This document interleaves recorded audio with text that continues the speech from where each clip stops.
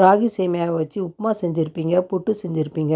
இந்த மாதிரி யாராவது செஞ்சுருக்கீங்களான்னு தெரியாது. பாருங்கள், நான் ஃபஸ்ட் டைம் ட்ரை பண்ணியிருக்கேன். இது ரொம்ப டேஸ்ட்டாக இருக்குது. இந்த மாதிரி செய்யுங்க. ஈவினிங் ஸ்கூல் விட்டு வர குழந்தைங்களுக்கு ஈஸியான இந்த ஸ்நாக்ஸு கொஞ்ச நேரத்துலேயே செஞ்சிடலாம். பாருங்கள், இது ரொம்ப டேஸ்ட்டாகவும் ஹெல்த்தியாகவும் இருக்கும். பாருங்கள், இதுக்கு வந்து 1 கப் ராகி சேமியா எடுத்திருக்கேன். பாருங்கள், இந்த 1 கப்லேயே ஒரு 10 அளவுக்கு வரும் இந்த பணியாரம்.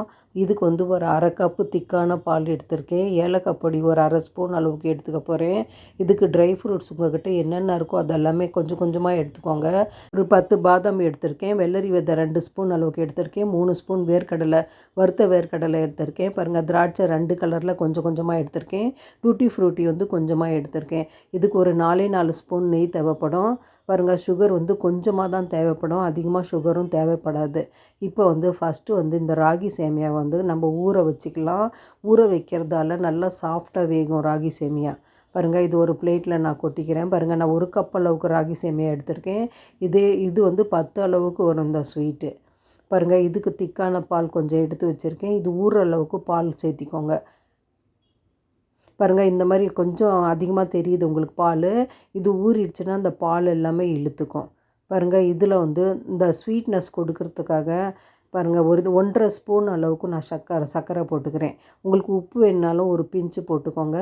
நான் சுகர் 1 1/2 ஸ்பூன் அளவுக்கு தான் நான் போட்டேன். பாருங்கள், பால் பாருங்கள் இப்போ மிதக்கிற அளவுக்கு இருக்குது. இது ஊறிடுச்சுன்னா இந்த பால் எல்லாமே இழுத்துக்கும். இது கூட வந்து நம்ம பொடி ரவை கொஞ்சமாக பைண்டிங்காக ஒரு 4 ஸ்பூன் அளவுக்கு போட்டுக்கலாம். சின்ன ஸ்பூனில் 4 ஸ்பூன் போடுங்க. பாருங்கள், கொஞ்சமாக நான் போட்டுக்கிறேன். பொடி ரவை தான் இது, அதனால் வந்து அப்படியே மிக்ஸ் பண்ணிக்கலாம். பாருங்கள், இது எல்லாமே கலந்துட்டு அப்படியே நான் கொஞ்சம் நேரம் ஒரு 10 நிமிஷம் 15 நிமிஷம் வச்சுக்கோங்க. இது நல்லா ஊறி வரட்டும். இந்த சேமியா எல்லாமே நல்லா ஊறணும். இதை மூடி போட்டு வச்சிடலாம். அது வரைக்கும் ட்ரை ஃப்ரூட்ஸ் வந்து கொஞ்சமாக பொடி பண்ணிக்கலாம். ஃபஸ்ட்டு பாதாம், இந்த வெள்ளரி விதை, வேர்க்கடலை இது எல்லாமே பொடி பண்ணிவிட்டு இது கூட பாதி திராட்சை அளவுக்கு நான் வந்து ஆட் பண்ணிவிட்டு மிக்ஸ் பண்ணி அரைச்சிக்கிறேன். மீதி பாதி வந்து அப்படியே நம்ம முழுசாக போட்டுக்கலாம். பாருங்கள், இதுலேயே ஏலக்காய் பொடி ஒரு 1/2 ஸ்பூன் அளவுக்கு போட்டுக்கிட்டேன். பாருங்கள், இந்த திராட்சையிலையும் நான் கொஞ்சம் கொஞ்சமாக போட்டுக்கிறேன். அது முழுசாக வரும் இல்லையா இந்த ஸ்வீட்டில், அதனால் கொஞ்சமாக அரைச்சிக்கிறேன், கொஞ்சமாக முழுசாக வச்சுக்கிறேன். பாருங்கள், இந்த அளவுக்கு நான் கொரப்பாக அரைச்சிட்டு வந்துட்டேன். இது கூட வந்து இதுக்கு நம்ம சுகர் போடலை. இதுக்கு அந்த ஸ்வீட்னஸ்க்கு பாருங்கள் ஒரு 2 ஸ்பூன் அளவுக்கு சுகர் போட்டுக்கிறேன். ரொம்ப அதிகமாக சுகரும் இதுக்கு தேவைப்படாது, கொஞ்சமாக போட்டால் போதும். பாருங்கள், இதையும் நான் கொஞ்சமாக இந்த சுகர் வந்து நல்லா அரைப்படுற மாதிரி அரைச்சிட்டு வந்துடுறேன். பாருங்கள், நல்லா அரைச்சிட்டேன். இப்போ வந்து நம்ம டூட்டி ஃப்ரூட்டி கூட இந்த திராட்சை எல்லாமே சேர்த்து மிக்ஸ் பண்ணிக்கலாம்.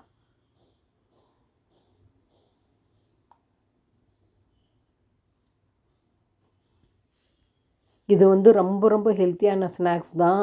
நம்ம ராகியும் ஹெல்த்தியானது. குழந்தைங்க வந்து ராகி கலர் வந்து சிலருக்கு பிடிக்காது. சில குழந்தைங்க விரும்பி சாப்பிடுவாங்க. இந்த சாப்பிடாத குழந்தைங்களுக்கு இந்த மாதிரி வந்து ஈவினிங் ஸ்நாக்ஸாக நீங்கள் செஞ்சு கொடுங்க. மார்னிங் டிஃபனுக்கு கூட இந்த மாதிரி செஞ்சு தரலாம். ரொம்ப ஹெல்த்தியாக இருக்கும். பாருங்கள், இப்போ வந்து ஒரு 15 நிமிஷம் ஆச்சு. பாருங்கள், அப்படியே மூடி போட்டு வச்சுருந்தேன். பால் பாருங்கள், நம்ம போட்ட பால் எல்லாமே நல்லா அப்சர்வ் ஆகிடுச்சி. இந்த அளவுக்கு நம்ம செஞ்சுக்கணும். இந்த சேமியாவும் நல்லா சாஃப்ட் ஆகிடுச்சி ஊறி. இப்போ வந்து அடுப்பு பற்ற வச்சுட்டு குழி பணியார கல் வந்து நான் வச்சுருக்கேன். இதில் வந்து கொஞ்சமாக எண்ணெய் தடவிட்டு கொஞ்சமாக ஒரு 1/2 ஸ்பூன் அளவுக்கு நெய் போட்டுக்கோங்க அந்த குழியில். இது சூடாகிறதுக்கு முன்னாடியே செட் பண்ணிடணும். சூடாயிடுச்சுன்னா நம்ம கை வச்சுட்டு அந்த சேமியாவை பரப்பி விட முடியாது. அதனால் வந்து கொஞ்சம் ஃப்ளேம் குறைச்சி வச்சுட்டு சூடாகிறதுக்கு முன்னாடியே இது செட் பண்ணி வச்சுக்கோங்க. பாருங்கள், இந்த மாதிரி ஒரு 1 1/2 ஸ்பூன் அளவுக்கு போட்டு நடுவில் வந்து நல்லா ஓரம்லாம் வர மாதிரி பரப்பி விட்டு நடுவில் நல்லா குழி பண்ணிக்கோங்க. கையிலே நல்லா அழுத்தி விட்டு நடுவில் மட்டும் நல்லா தாராளமாக குழி பண்ணிக்கோங்க. நம்ம அந்த நட்ஸோட அந்த பவுடர் போடுவோம் இல்லையா, அதுக்காக. பாருங்கள், இந்த மாதிரி பாருங்கள் எல்லா குழிலையும் போட்டு ஃப்ளேம் நான் குறைச்சி வச்சுருக்கேன். இன்னும் சூடாகலை. இந்த கல் சூடாகும் போது நம்மளால் இப்படி பண்ண முடியாது. இது சூடு கொஞ்சமாக இருக்கும் போதே நீங்கள் இந்த மாதிரி பண்ணிக்கோங்க. பாருங்கள், நல்லா நடுவில் குழி பண்ணிவிட்டு ஓரம்லாம் நல்லா பரப்பி விட்டேன்.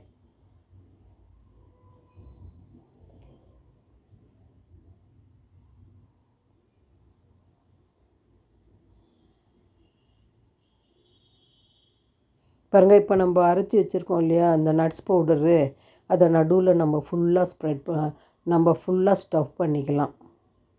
எவ்வளோ பிடிக்குதோ அவ்வளோ போட்டு நல்லா அழுத்தி விட்ருங்க. இது நம்ம பாருங்கள், இந்த மாதிரி பரப்பி விட்டு மேலே கொஞ்சமாக நெய் போட்டுக்கோங்க. ஓரம் வர மாதிரி அப்படியே மூடி போட்டு வச்சிடலாம். நம்ம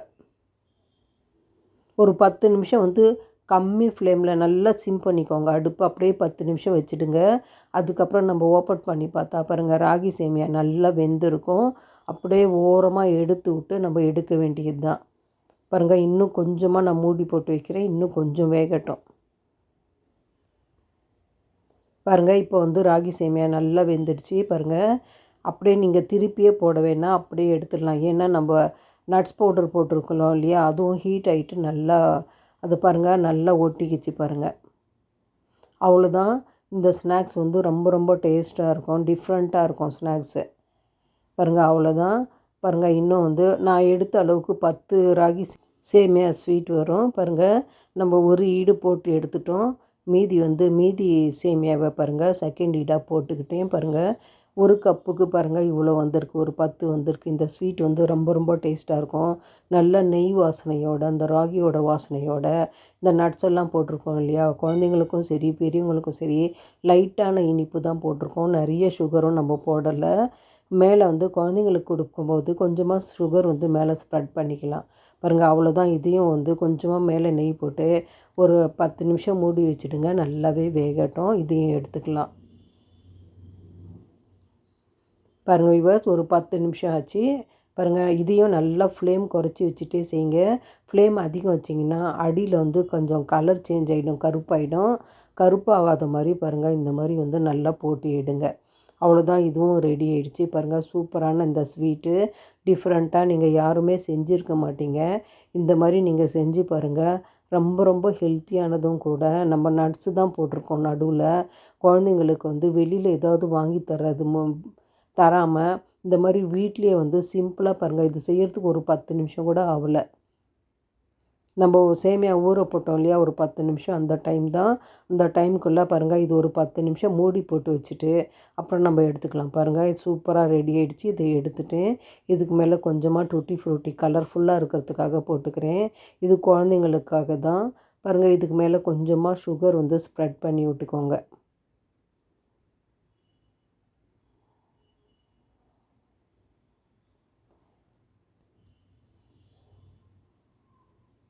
இது சுட சுட சாப்பிட்றதுக்கு ரொம்ப சூப்பராக இருக்கும். பாருங்கள், கொஞ்சமாக ஒரு அரை ஸ்பூன் சுகர் நான் அப்படியே ஸ்ப்ரெட் பண்ணி விட்டுக்கிட்டேன். அவ்வளோதான். பாருங்கள், சூப்பராக ராகி சேமியா பணியாரம் சொல்லலாம், ஸ்வீட் சொல்லலாம், நீங்கள் எது வேணுனாலும் சொல்லிக்கோங்க. இது ரொம்ப ரொம்ப சூப்பராக இருக்கும். சுட சுட சாப்பிட அந்த நெய் வாசனையோட ரொம்ப டேஸ்ட்டாக இருக்கும். நீங்களும் செஞ்சு பாருங்கள். பாருங்கள், பார்க்குறதுக்கு எப்படி இருக்குது பாருங்கள். இது குழந்தைங்களுக்கும் சரி பெரியவங்களுக்கும் சரி ரொம்ப பிடிக்கும். இது லைட்டான ஸ்வீட்டோடு தான் இருக்கும், ரொம்ப ஸ்வீட்டாலாம் இருக்காது. பாருங்கள், இந்த மாதிரி நீங்களும் செய்யுங்க. இந்த மாதிரி நீங்கள் யாராவது செஞ்சுருந்தீங்கன்னா கமெண்ட்டில் சொல்லுங்கள். என் சமையல் உங்களுக்கு பிடிச்சிருந்ததுன்னா கௌசி குக்கிங் சேனலுக்கு லைக் பண்ணுங்கள், கமெண்ட் பண்ணுங்கள், ஷேர் பண்ணுங்கள், சப்ஸ்கிரைப் பண்ண மறந்துடாதீங்க. அடுத்த சமையலில் பார்க்கலாம். Okay bye. பாருங்கள், நான் பிச்சு கூட காமிக்கிறேன். உள்ள ட்ரை ஃப்ரூட்ஸ் எல்லாம் எப்படி தெரியுது பாருங்கள். ரொம்ப டேஸ்ட்டாக இருக்கும். இது நீங்கள் செய்யுங்க, நல்லாயிருக்கும்.